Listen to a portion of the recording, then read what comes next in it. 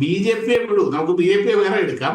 ഇവർ ഇപ്പോഴും അവരുടെ തന്ത്രത്തിൽ, ആ സ്ട്രാറ്റജിയിൽ ഇവർക്ക് വിശ്വാസമുണ്ട്. ഒന്നോ രണ്ടോ തെരഞ്ഞെടുപ്പിലോ അല്ലെങ്കിൽ ഒരു ഉപതെരഞ്ഞെടുപ്പിലോ ഒരു പഞ്ചായത്ത് തെരഞ്ഞെടുപ്പിലോ പരാജയപ്പെട്ടെങ്കിലും അത് വർക്കൗട്ട് ആകുന്ന, വേണ്ട രീതിയിൽ പ്രവർത്തിച്ചാൽ വർക്കൗട്ട് ആകുന്ന സ്ട്രാറ്റജിയാണ് എന്ന് അവർക്ക് ഇപ്പോഴും കോൺഫിഡൻസ് ഉണ്ടെന്നേ.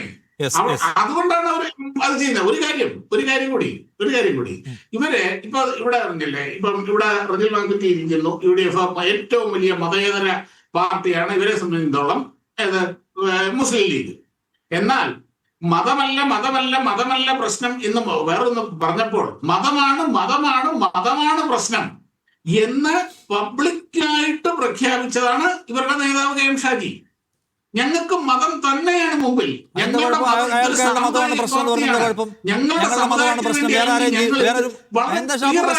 വർഗീയതയാണ് ഈ പറയുന്നത്.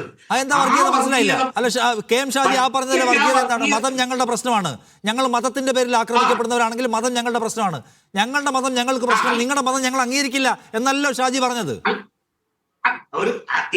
അതല്ല ഞാൻ പറഞ്ഞത്. ഞങ്ങൾക്ക് പ്രയോറിറ്റി എന്ന് പറയുന്നത് ഞങ്ങളുടെ പ്രയോറിറ്റി എന്നുള്ളതാണ്.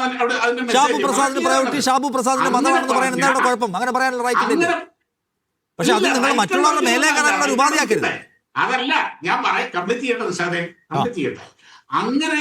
അങ്ങനെ വളരെ ക്ലിയർ ആയിട്ട് ഓപ്പൺ ആയിട്ട് വർഗീയത പറയുന്ന മുസ്ലിം ലീഗിനെ വർഗീയത എനിക്ക് മനസ്സിലാവാത്ത ഷാബു.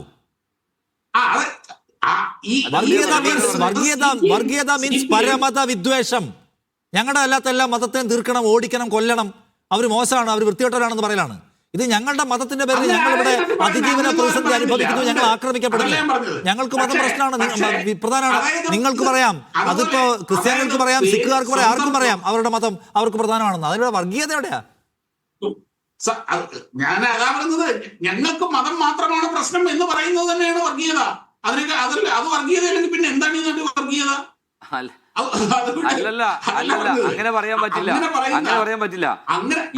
മുസ്ലിം മതമാറ്റത്തിന്റെ പേരിൽ ആക്രമിക്കപ്പെടുമ്പോ, അവരിഷ്ടപ്പെട്ട ഭക്ഷണം കഴിക്കുമ്പോൾ അവരെ തല്ലിക്കൊല്ലുമ്പോൾ, അവർ ഈ നാട്ടിനകത്ത് അപരവൽക്കരിക്കപ്പെടുമ്പോൾ, സ്വാഭാവിക ആ മതത്തിന്റെ പേരിൽ ആക്രമിക്കപ്പെടുമ്പോൾ ആ മതം ഞങ്ങളുടെ പ്രശ്നമാണെന്ന് പറയാൻ എന്ത് തെറ്റാണ്?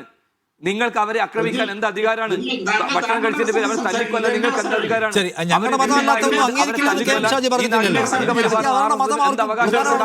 ഒരാൾ ചോദിക്കുമ്പോ ആ മതമായത് കൊണ്ട് ഞങ്ങളെ വേട്ടയാടാൻ നിങ്ങൾക്ക് എന്ത് അവകാശം എന്ന് ചോദിക്കുന്നത് എന്ത് തെറ്റാണ്?